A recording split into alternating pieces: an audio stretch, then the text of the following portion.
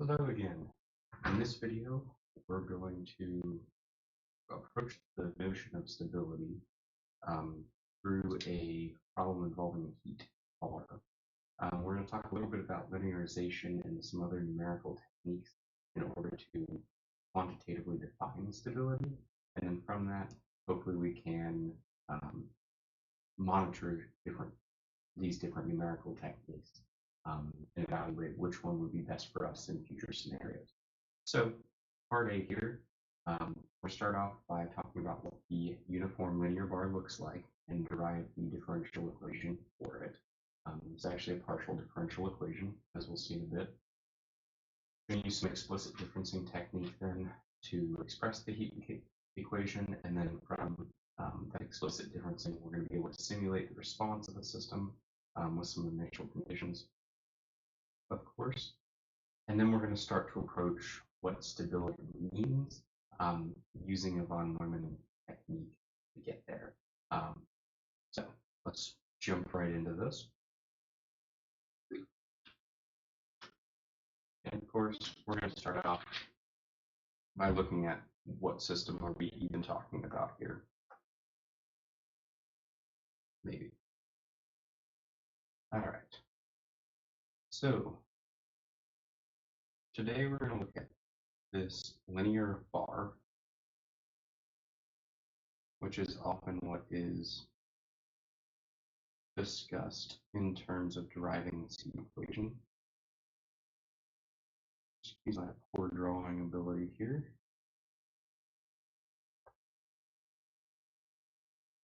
There we go. So basically what I'm attempting to simulate in this drawing or express here is that we're going to have a bar that goes from, point 0 to point L. And we're going to say that this bar is all the same material in all the same cross-sectional area. Okay? And what we're going to say is, well, if I put, maybe a heat source here and heat source here, how is that heat going to diffuse across the bar? Now, one other important assumption that we're making in this system is that we're not going to lose any heat to the surroundings out of the length of the bar. We can only lose heat at point 0 and point L. Okay? So now that we've kind of discussed our system, let's try and figure out how we can actually derive a valid heat diffusion equation here. So we're going to start off by defining a term called thermal energy density. And we're going to base that on both position. We're going to call this direction x, and that'll be positive x. And it's also going to be based on time. And what that really means is the amount of thermal energy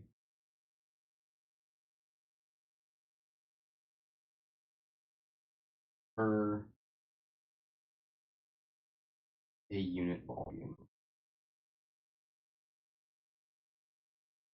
That's going to be then in joules per meter cubed, something like that. Something in energy per volume units, right?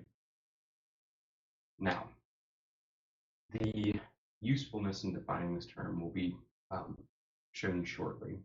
But first, I want to go ahead and relate this term to temperature. So the thermal energy density, now we're in joules, we're in energy per volume units.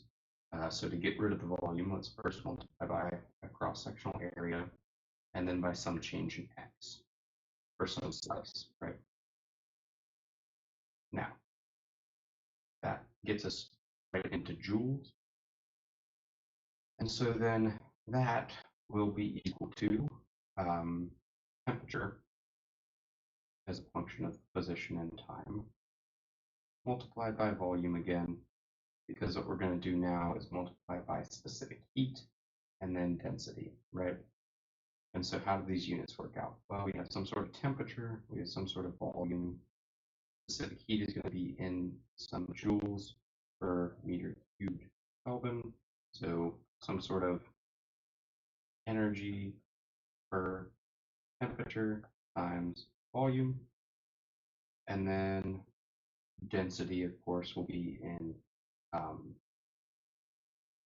mass per volume. I just messed up. This should be in mass as well. And so we can see that on both sides, we're ending up with just energy, right?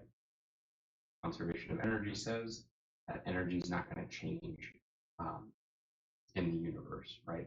Energy has to be conserved. So this is an appropriate relation to define here. All right, so we've gotten kind of our nomenclature out of the way, or at least started to. Let's go ahead and talk about what would it look like if we took the change in energy density with respect to time. Technically, right, we're taking change in energy density times volume, so that we can put this relation equal to 0 at some point. But since volume is constant, we can go ahead and pull that out of our partial derivative here. Okay, now, what else do we want to do? Let's actually first define a thin slice here of this bar. And it'll go from x0 to, let's call it x1. And x1 minus x0 will be delta x. Okay, so now we can see where our volume term is coming in here. In the way here. There we go. All right, so we have change in volume, and what's that going to be equal to? Well, we know that the change in temperature of one slice should be whatever temperature, or sorry, change in energy of one slice should be whatever energy is coming in minus whatever energy is going out, plus accumulation, right? So the way I'm going to write that then is going to be the amount of the flux of heat energy coming in at point x naught at whatever time minus the flux of x1 time plus whatever heat is being generated at whatever position. And we can even say whatever time, right? And again, we're defining x1 equals x naught plus delta x. Okay. Now we'll notice that flux should be in energy per unit area, right? And it's a vector quantity. So because we have a unit area here, let's go ahead and multiply that by our cross-sectional area on each of these terms. And similarly, let's define our heat generation term as a heat per volume. So we can bring in these terms as well here.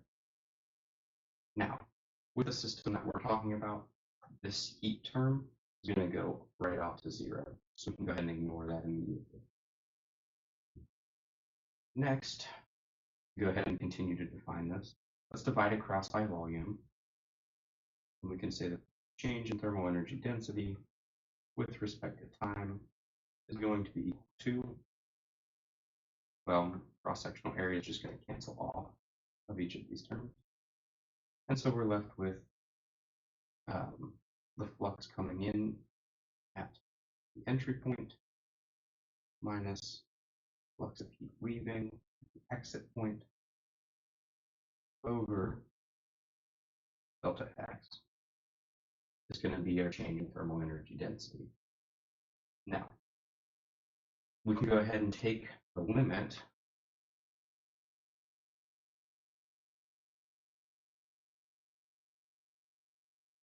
as delta x approaches 0 of this term and realize that that's simply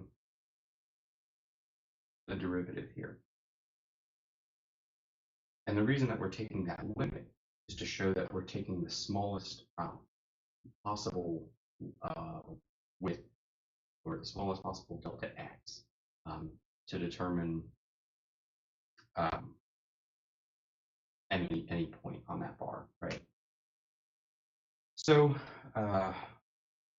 again, x1 is x naught plus delta x. So we can see this is kind of the backwards of the definition of the derivative term, right? So that's why we're going to have a negative sign on top here.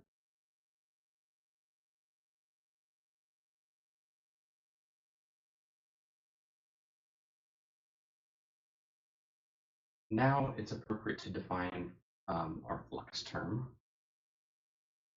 And our flux term is simply going to be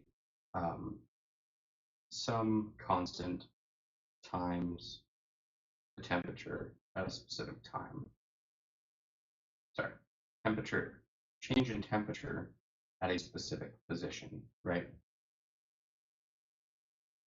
Now, from that, we can go ahead and plug that back in, as well as we remembered the equivalence from earlier, and kind of expand on that to say that change in thermal energy density with respect to time is going to be equal to volume times,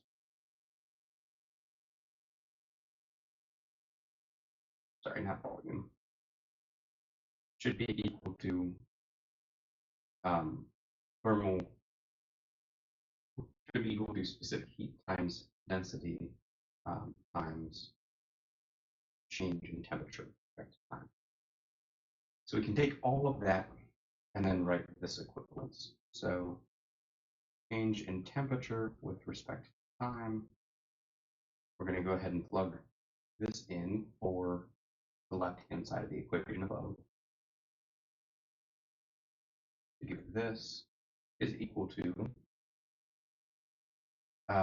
negative change in flux with respect to time. Is a constant, so we can go ahead and pull that out. And now we're taking the change. Oh, I did something wrong here. We do delta x on the bottom, not delta t. So that should be delta x on the bottom there. So this should be a delta x as well. So now we have negative k d squared u dx squared, right? Where u is, of course, temperature. Now, if we want to go ahead and define a over c rho, because all of that is going to be constant for a constant material, that can be equal to alpha. So now we have du xt over dt equals negative alpha times the second derivative of temperature with respect to position. And that, of course, is Fourier's law.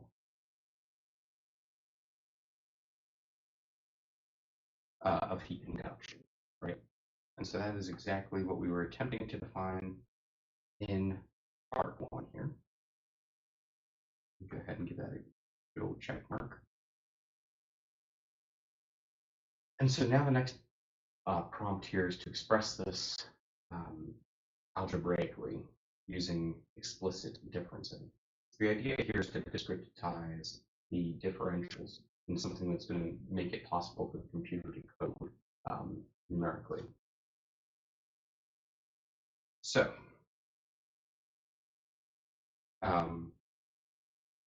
again, u is going to be a function of both x and t, and that's why we're using the partial differential monikers here. But the question is, how can we represent this algebraically? Well, there's a reason it's called differencing. There's a reason it's called explicit differencing, rather, in this sort of discretization of derivatives. And the reason for that is, of course, if we remember back to Cap 1, what even is a derivative? It is the slope of a function at any one particular point, right? Well, remember Algebra 1, how do we calculate slope? Well, it's actually just two differences, right? Two subtractions on top of each other. And so that's what we're going to do to this equation here. The only problem is we have to be a little bit careful because we're dealing with a system that has two independent variables in position and temperature. So I'm going to use the lowercase j to represent position. I'm going to use lowercase n to represent time. I'm sorry, I said position and temperature earlier. Temperatures are dependent variable, are independents of position and time. So that's what j and n are going to represent here. Now, to do this, let's just, every time we see a delta, let's express that as a difference, right? So, we can start with u. U at position j and time n. So here we're doing a subtraction of time, right? I'm just going to change that d to a delta. It's time minus time, right? So we're subtracting a time, so our position will be constant. And that's just discretizing that left-hand side of the equation above. Alpha is going to remain constant. Now we have a double derivative, right? A second order derivative. And so the way to do this is to think of it as the operator being taken twice. So we're going to do two sets of differences. So again, both of these are with respect to positions. So that makes our job a little bit easier. We'll start with a position in the future minus, a position in the right direction. So all of these will be at the same time, n minus this position over delta x minus at the same position, a position to the left, again at the same time, over delta x. All of that over delta x. And we can see with that, what we're doing is exactly we're taking two sample points on the derivative, and then we're discretizing that again with that second delta x. Well, this equation simplifies to, the reason I'm going to simplify this to what I'm doing is we're going to solve for un plus 1, right? Because we notice this n plus 1 term is the only one that happens at a different time. So assuming it's easy to take measurements of all of the positions, then we can find the temperature at the next time fairly easily, and that's fairly interesting, right? So temperature at the next time, I'm going to multiply over by delta t, and I'm going to realize that all of this could be simplified to delta x squared, as long as we go ahead and do that subtraction first.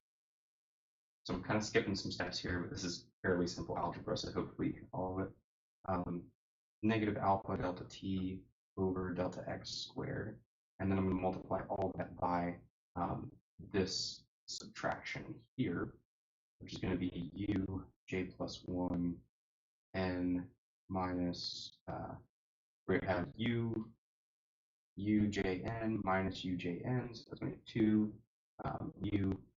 ujn minus uj minus 1 n, and then I'm going to add this guy over that guy over to the other side. So and obviously I can't bring that in because they have this guy out front.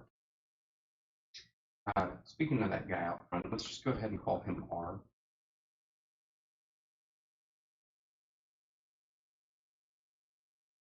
Because it's going to remain constant. So we can write this then as u j n plus 1 equals negative r times all of that stuff from before here.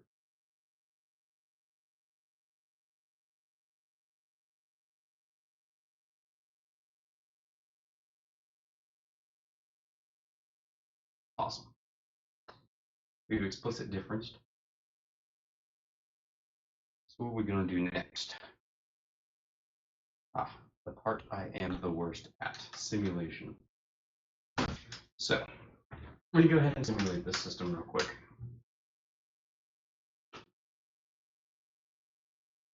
Open Colab here.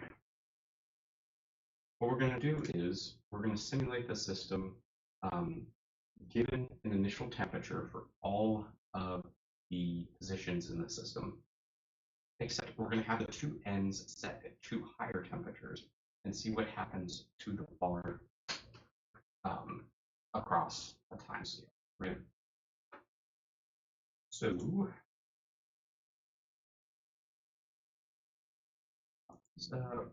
this is just going to be discretized heat diffusion on 1D bar, right? So I know we're going to need NumPy, and I know we're going to need our plots.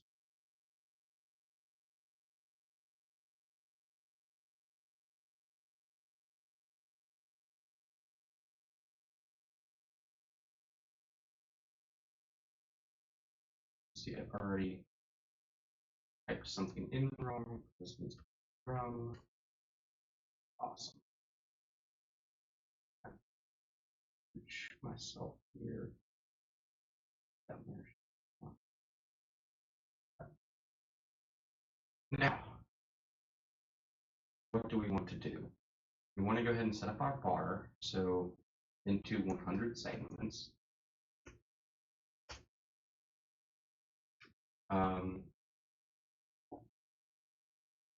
So let's create a set of temperatures and a set of positions for the bar. So temperature, we'll call that what, U equals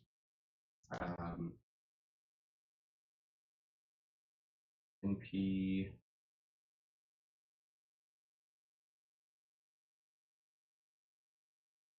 of what? Well,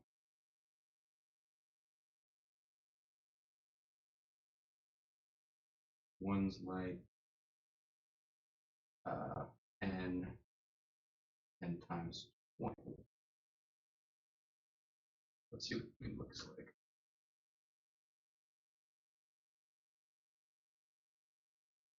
I don't think that's what I wanted. Okay.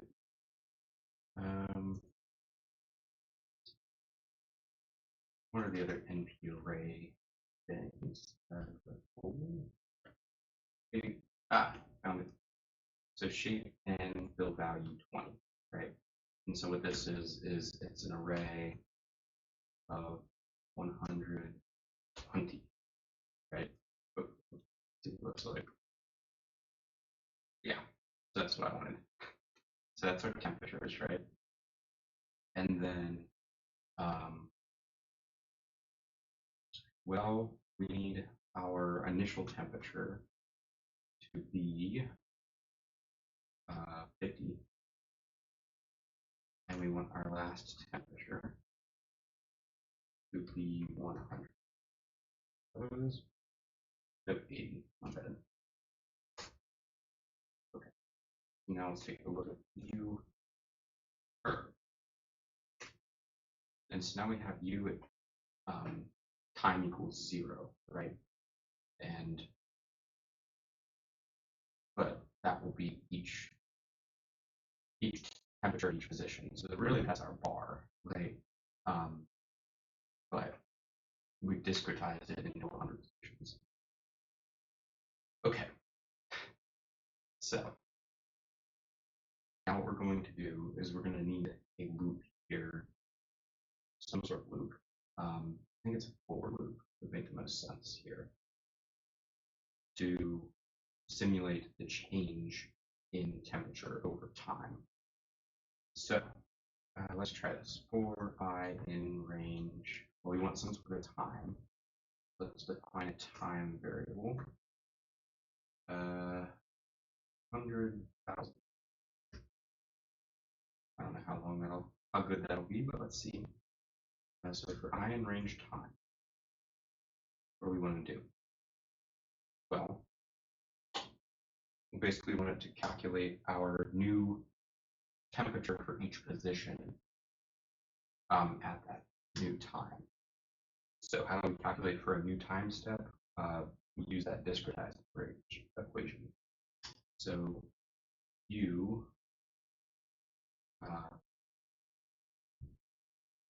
I U should be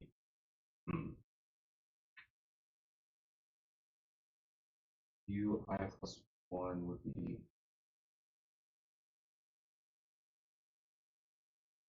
how would we want to do this? What do you think?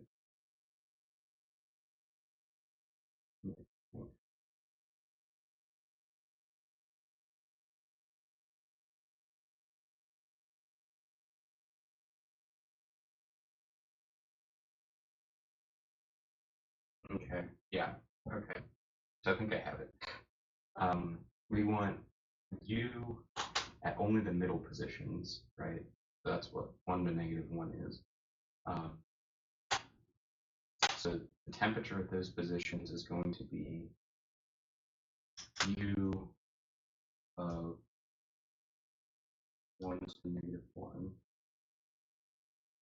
plus the temperature at the last time step minus R times U times U to the that's plus 1. So that should be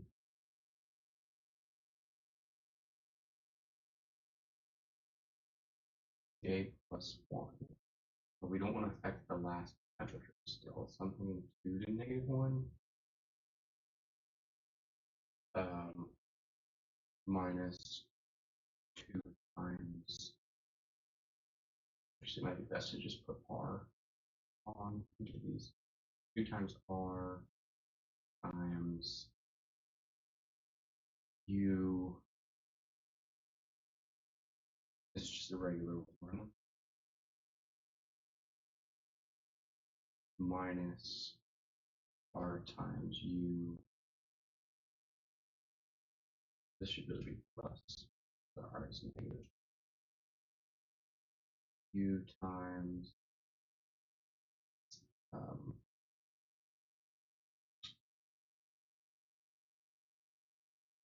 1 to -2 maybe.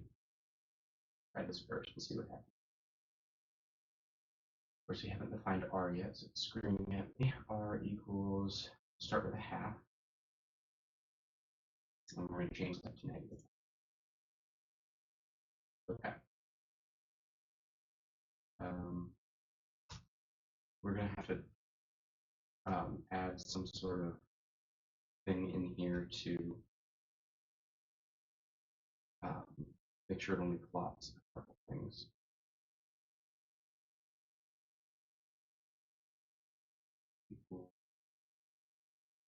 We're going to want a position array, y equals temperature array, and then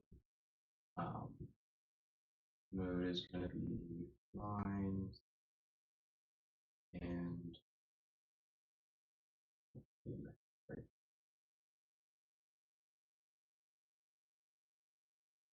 so let's find our plot.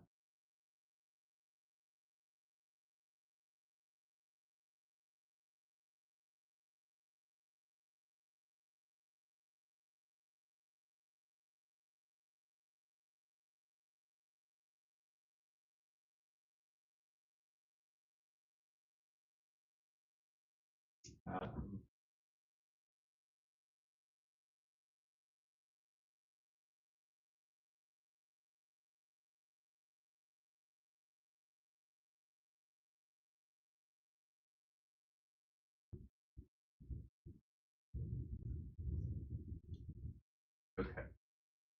Now we just need a position array. And our position array is going to be a range and because that just gives me the values 0 to 99. Let's see what this does.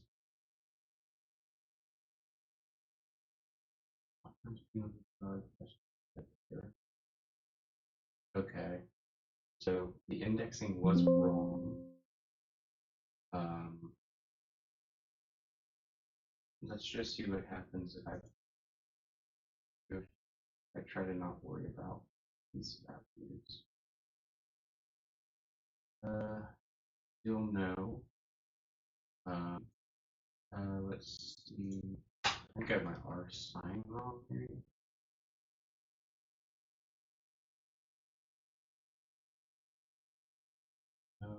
So one thing off here.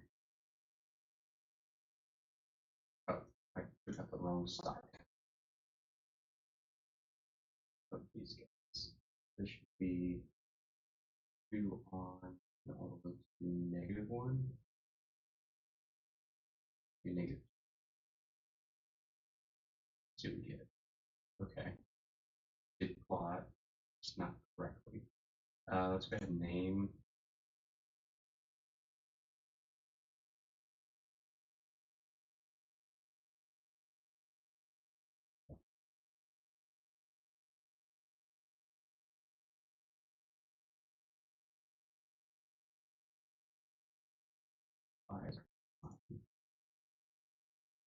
On that. And okay. Let's add the first time step here.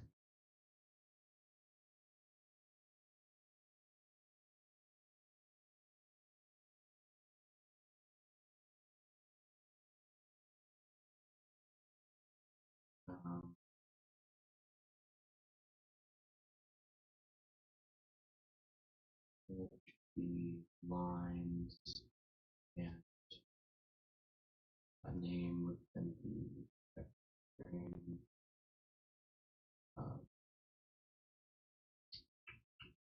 What time 0? Okay, take 2 here. We're running for a while.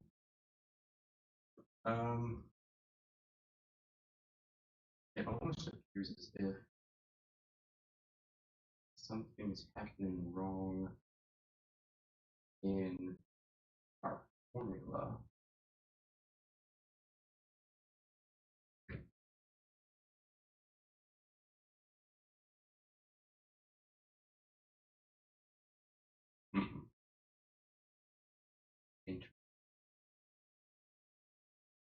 Oh,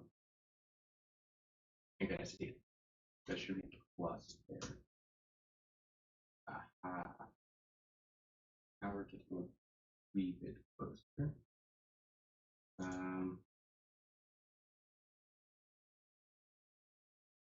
Okay. And for some reason it's dropping off to 0. Means we're subtracting too much.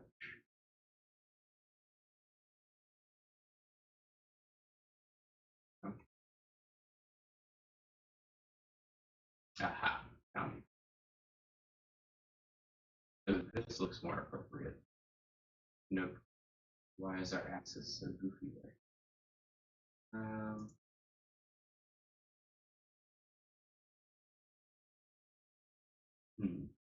We're encountering some sort of inverse response there, which is not what we would predict. Something, yeah, is giving us this inverse response. Let's look back at our formula here. It says should be negative R times U minus 2R minus, this should be a plus.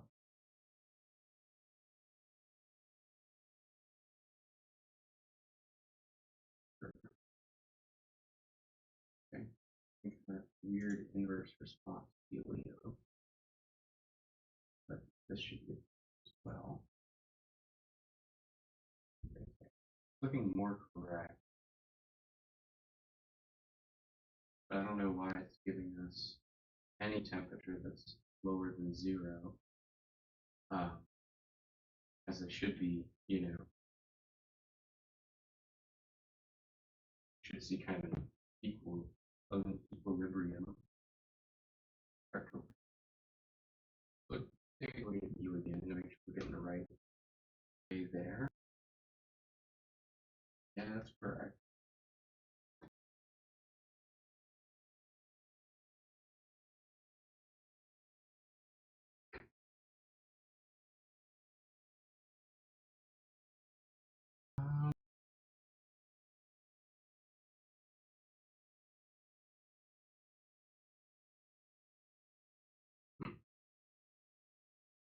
Okay.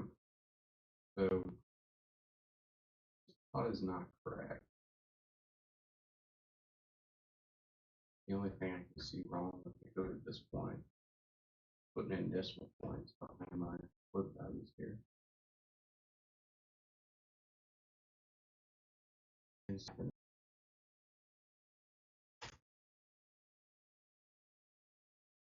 Run. Okay, right. As time increases, the line straight out from 50 to 80. That's what our equation says, our discretization says, and now our simulation says. But makes feel close. Simulate 0.5 and 0.501 for our values. Let's do that.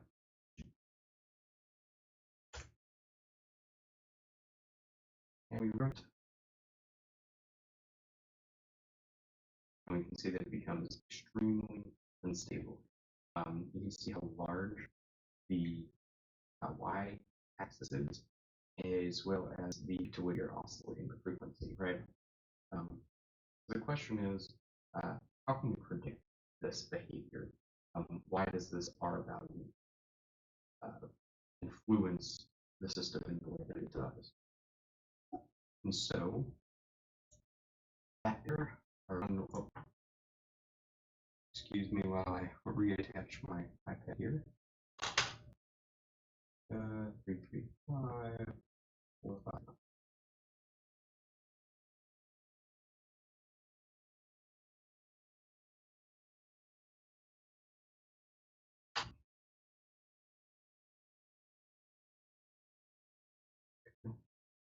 Behavioral, give me a second. 1.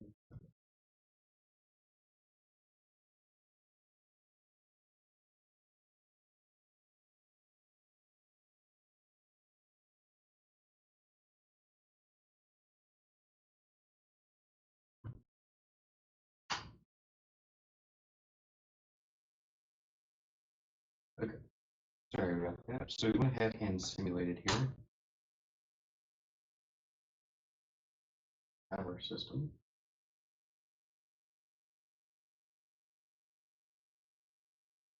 So the last thing we want to go ahead and do is talk about stability analysis. So von Neumann's method is fairly simplistic in the sense that you're really just taking a linear differential equation set, and we've gone ahead and linearized this already using that explicit difference. But we're just going to take the linear differential equation we have here, and we're going to predict at what values bound the system to stability.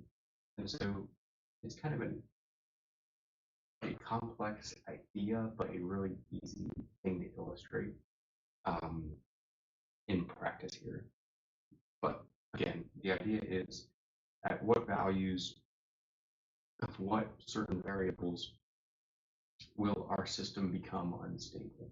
And the way to do that in this equation is really easy because we only have one variable outside of the dependent variable u, right? And that is r. So let's go ahead and start to look at what values of r then are going to unstabilize our system. So we're going to start by defining an error value at time n for position j. And that's just going to be whatever the numerical value is minus whatever the calculated value is. And so that's the notation I'm going to use there. But it doesn't really matter. All that really means is we're just going to rewrite this equation in terms of error values rather than calculated or observed values. And so what that looks like notation-wise is really, really simple. But the important thing here is recognizing the idea that, again, there's another difference being performed in the calculation of each of these error values. Okay, so now that we've done that, what we're going to go ahead and do is use a Fourier series then to go ahead and how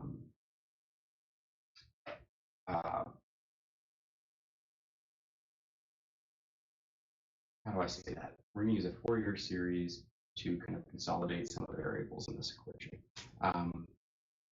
Basically, what we're going to say is that E is going to be equal to E position or time n position j is going to be equal to some amplitude in oscillation given the time, as well as times E, the Euler's number, to the I times k, which is the wave number, times x. And so what that comes out looking like then is we're going to go ahead and plug in all of this value for our error value. And again, the reason we can do that is because we have this as an amplitude and this as a wave number. Okay. And so then when we plug that in, what that ends up looking like, of course, is a n plus 1 j e I k x equals negative r a n j plus 1 to, let's grab my exponential term there, I k x minus 2 a n j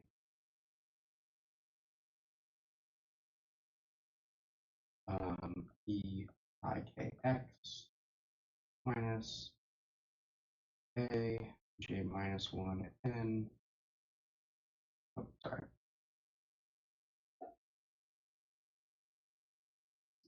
I pulled the rookie mistake, of course, of continuing to use the same rules here, but that isn't really the case. X plus a n e I k x. And now the question is, how does x then relate back to the j? And I was kind of consolidating that into the a term. But the point of sanctifying out the error term in the method that we just did with amplitude and wave number is to relate amplitude to time and wave number to position. And so now how does x then relate to our position? Well, j minus 1 and j plus 1 then are going to give us a change in x, where if there's no change in x, then it can simply just be x. So there's a change in x in this term and a change in x in this term. I don't know that I'm defining this super clearly here, so I apologize for that. But the idea is that if it's the position that we're talking about, it's simply x. And because we've discretized the positions equally, we can use delta x to correspond to the term above or the term below, simply by adding a negative sign into one of the equations there. And we're going to go ahead and solve for a n plus 1. And that's going to be equal to, of course, divided across by e I to the kx. And that's where we'll end up with negative r e I k delta x minus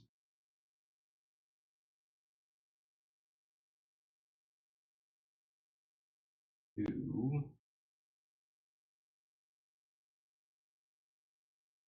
and we're dividing across the right side by an minus r, I guess.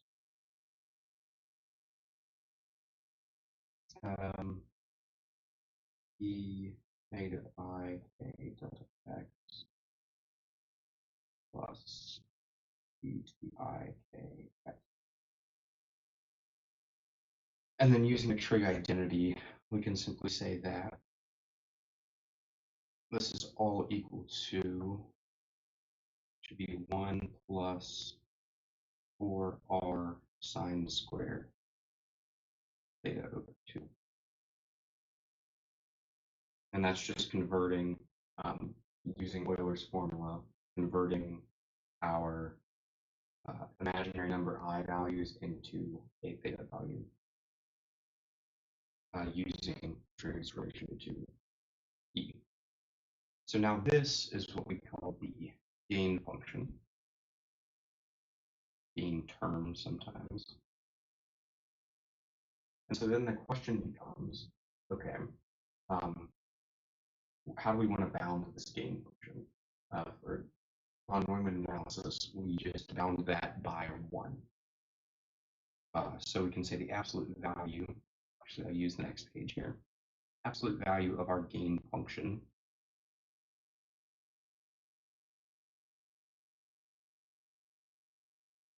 should be less than or equal to 1. Well, we should realize that this should actually never be negative, right? So we can say that 4r sine squared theta over 2 is going to be less than or equal to 2. Cool. Yeah, great. So then the highest value we could have, we know that sine squared theta in general is bounded by 0 and 1, right? Because it's a square value. Obviously, we can't divide by 0. So we're going to say the maximum value that sine can be is 1. So we're going to go ahead and call that 1. And then r has to be less than or equal to 2 over 4, which is 1/2. And that's exactly what we predicted on our simulation, right? We saw that just adding simply 100 caused rather large amplitude oscillations. And so this is the result of the von Neumann stability analysis on this equation. All right, I'll see you